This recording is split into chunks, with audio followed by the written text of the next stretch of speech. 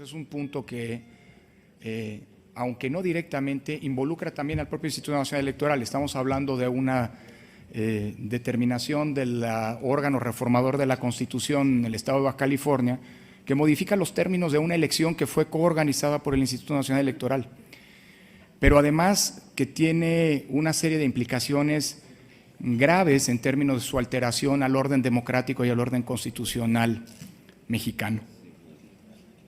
Además, he hecho declaraciones públicas, no solamente porque me he sentido en la obligación de hacerlo, sino porque creo que hay una responsabilidad y un compromiso con la democracia como presidente del Instituto Nacional Electoral y como estudioso de los fenómenos democráticos.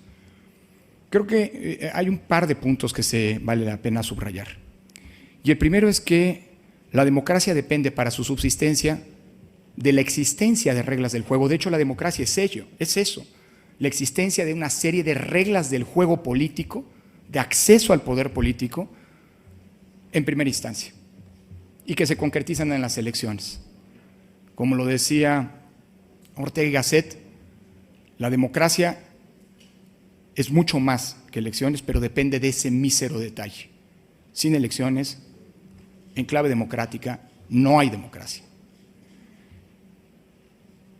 Y claro que las reglas del juego pueden cambiarse. Las reglas del juego democrático, por supuesto que pueden cambiarse.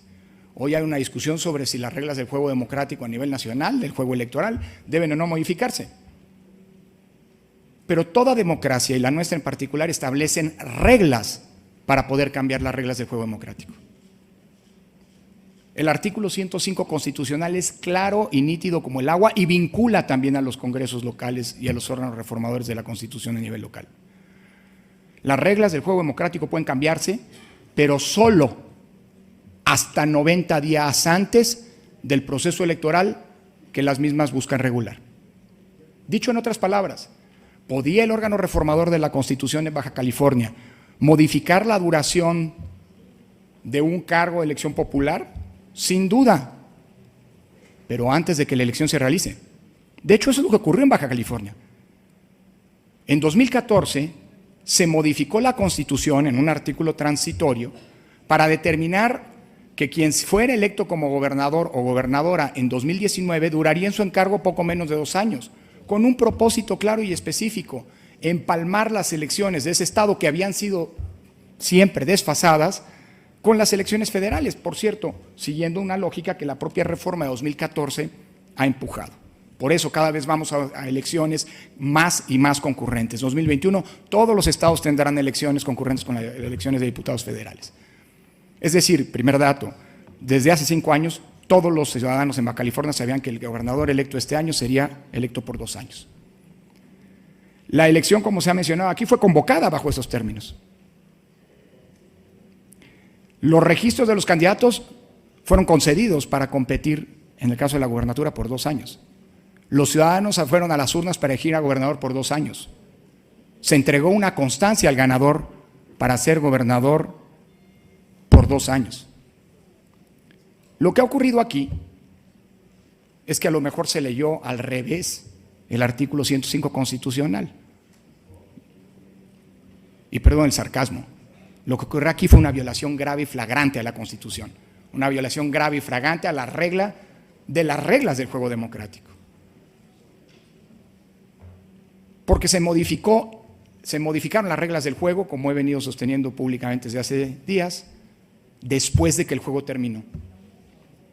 Y eso es una violación no solo a lo que dice la Constitución, sino también a los principios que rigen la función electoral. Entre ellos el principio de certeza del que depende seguridad jurídica y que es el principio en las democracias constitucionales fundamental para evitar el abuso del poder.